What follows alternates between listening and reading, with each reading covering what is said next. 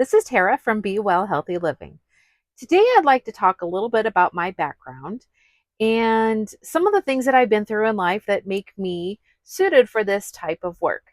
Um, so, I'll be the first one to tell you I am not perfect. I'm far from perfect. I have a lot of, I've been through a lot. And so, I've been through a lot of ups and downs. I'm not one of those people that's been perpetually skinny my whole life. I'm also a person that has had my share of health issues. So, that's why I feel like I am a really good candidate for doing something like this because I have felt what the average person has felt.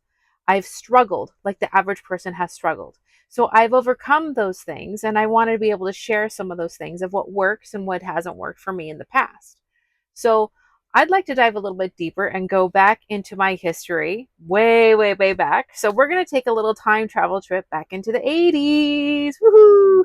So we're going to go to the 80s, and I'm a proud Gen Xer and was born in the 70s, but the majority of my impressionable childhood was in the 80s.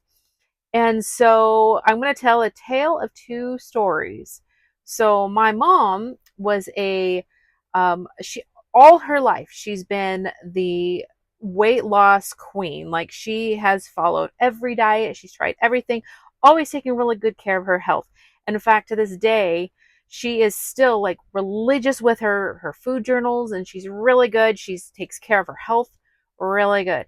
Then on the opposite end of the spectrum, we have my dad, who basically lived I mean, to this day, he's still not the healthiest person. Loves to have his little sweet treats. He loves to have the little hostess cupcakes and ding dongs and zingers and apple pies. And there were times when we go to the store, we go to like the hostess thrift store, and he get all that stuff at a discount and come home with piles and piles of like sweet treats, sweet baked treats from like hostess and stuff like that. That was just terrible for you. And so, if it was sweet, if it was just not good for you, that was my dad. He loved everything that was unhealthy.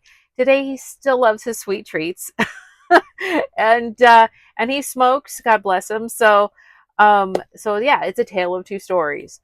So, anyway, we'll go back to my mom now because that was a huge influence for me. Um, Learning how to identify different types of foods when I was young. So she had done Weight Watchers back in the 80s. Now, Weight Watchers has kind of changed through the years, and now I believe they're on the point system still. So I'm not quite sure. But Weight Watchers back in the 80s had little boxes that you would check out. And that's all put something up on the screen here so that way you can kind of get an idea. Now, it's not going to be perfect because I don't exactly remember what the daily allowances were for each one. But basically, you had your milks or your dairies, and you had your little boxes, how many you were allowed to have throughout the day. Same thing with your fruits and veggies, and then you had your fats, and then you had your proteins, and then you had your breads. And so at a very young age, because I kind of did it with her, it was a game. She made it a game and made it fun for me. So I was be able to learn to see, okay, what is this? What box is this going to check off? Is this going to check off the bread? Is this going to check off the protein? So I learned at a very young age how to identify foods and what they fell into. So what is and also too what a serving is. So learning how to count what a serving is. So that's really, really key as well, because you can say, well, I'm having one protein, but is it a small? Are you having one serving of protein, or are you having two servings of protein, or are you having three servings of protein based off of how many ounces? So we weighed it, we measured it, we did all of that stuff to basically count how much an actual serving was. So at a young age, I learned what carbohydrates were, what proteins were, what fats were, what all of the things were, and how to actually create serving sizes. So that was a great start. But nevertheless, still had my dad. So my dad was, the opposite end. So I always had that sweet tooth, always was exposed to sugar. We'd go to the grocery store, he'd buy cereal on sale. Oh my gosh, we had Rainbow Bright cereal and OJ's and everything else. I mean, it was crazy how much sugar stuff we had in the house. So I had on one end a mom who was very healthy and counted boxes of what types of foods that were she could eat throughout the day, and then I had the dad who was all about the sugar. So you can see that's been the story of my life. The whole life is basically a tale of two extremes, but learning how to be good and to be healthy on one side, but learning the pitfalls of um, being drawn towards negative and unhealthy foods. And another thing that we had back in the 80s, and we had taught at school, the food pyramid. The food pyramid. Oh my gosh. If this is not one of the worst marketing schemes there ever has been by the food industry, I don't know what has, but this is crazy. So we were taught at a young age that we should consume most of our diet should be breads and carbohydrates.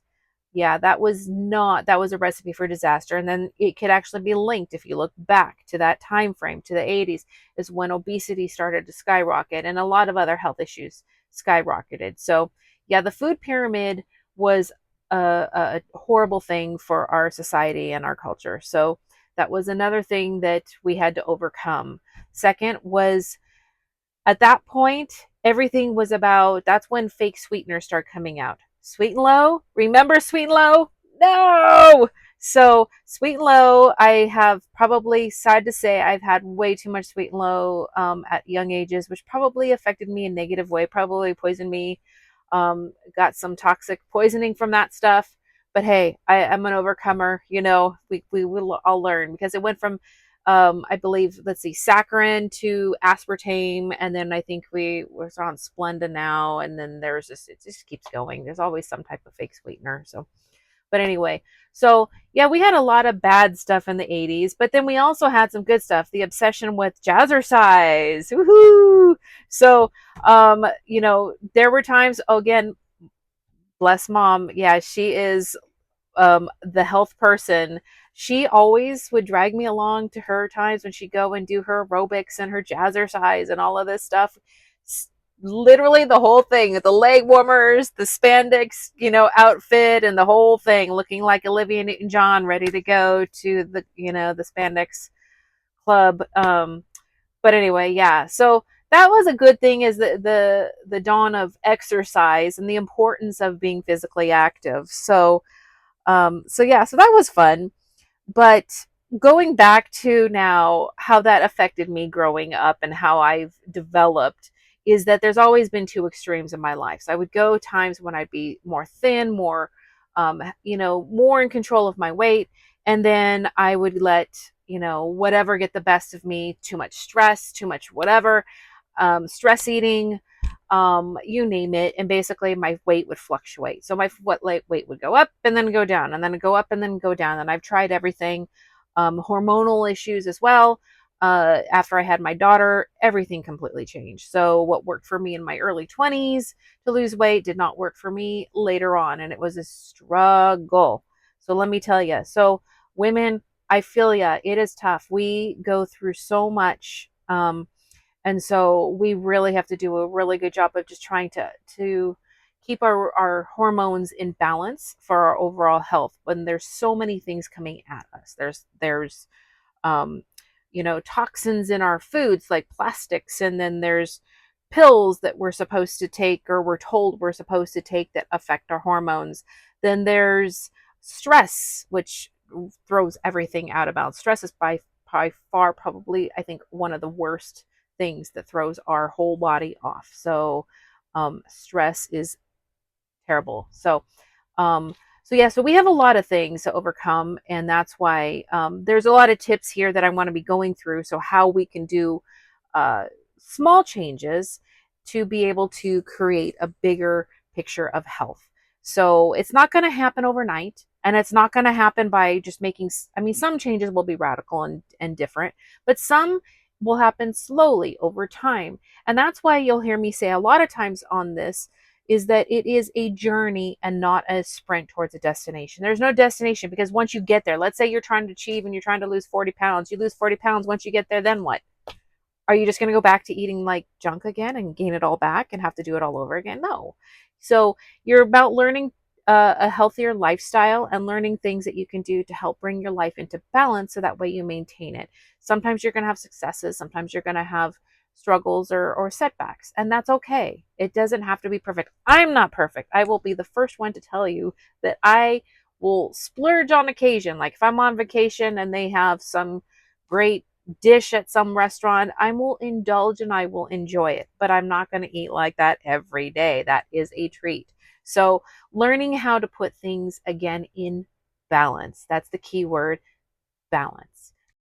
Well, so anyway, a little bit about that past, but also I continually am always learning and growing. I never stop learning and growing and finding out what the current and the trends are. I like to know what the trends are, what people are seeing and hearing out there, what they're being told to do, because I think that's really important just to kind of understand what the chatter is. So knowing what we're told, so that way I can be aware of how to overcome that and see, okay, well, this is how it might work for you. This is the challenges you might meet.